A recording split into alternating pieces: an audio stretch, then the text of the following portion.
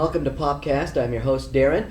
With us today is Amanda and Sam, and over there on the end is Amy, all within this week, and I'm with the Tribune. We're going to be talking about what's happening this week, culturally, music, movies, TV, all the usual stuff that we did on the podcast. So, Amanda, you're closest to me, so you get to go first. Sure. Well, we've got the Australian Pink Floyd band coming to town on the 19th at the E-Center, and they are like one of the most renowned Pink Floyd tribute bands ever, so that would be cool. And they're from Australia. Yeah.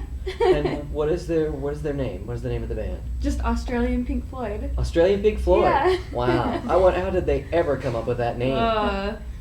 Yeah, I don't even know. But yeah, brilliant. And Henry Rollins, if you're familiar with him, he is the ex-lead singer of the punk band Black Flag, and he'll be coming on a spoken word tour on the 24th of October at the Depot. So that should be interesting. Still doing that. He's been doing the spoken word tour for a couple of years now, hasn't he? Yeah, for a while. He said he even did it while he was in Black Flag, but didn't do it so much in the forefront. So, and he's very opinionated, so it should be interesting to hear him talk about politics and whatnot. Did you see him in the movie Feast?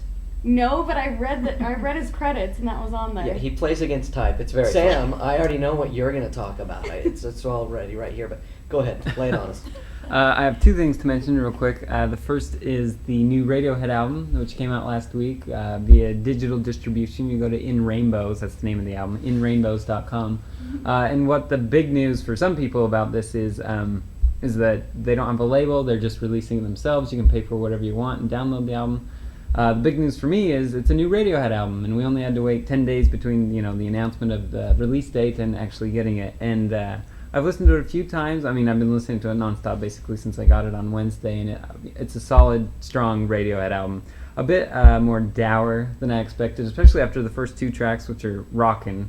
I mean, some of the hardest, coolest, fastest stuff Radiohead's done, and then it gets very sad, somber, and but still good, and still a lot of interesting instrumentation. So that's worth checking out. Also is I'm pretty sure it's the directorial debut of Ben Affleck.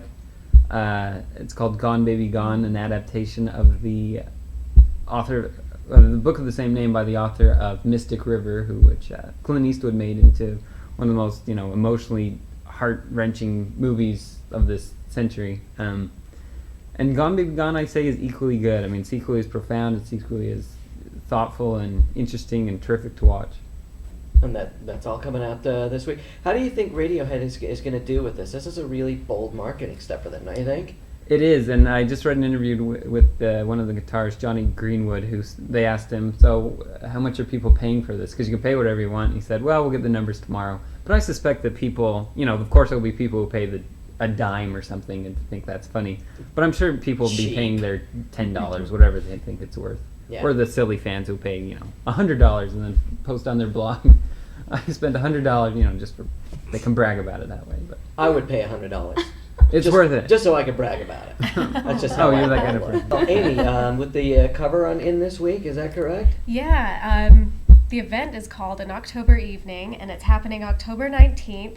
And my favorite part about it is that they are, exploring fashion designers who are not Jared Gold or Filthy Gorgeous, all the designers, that you think are in Salt Lake, but there's so much more.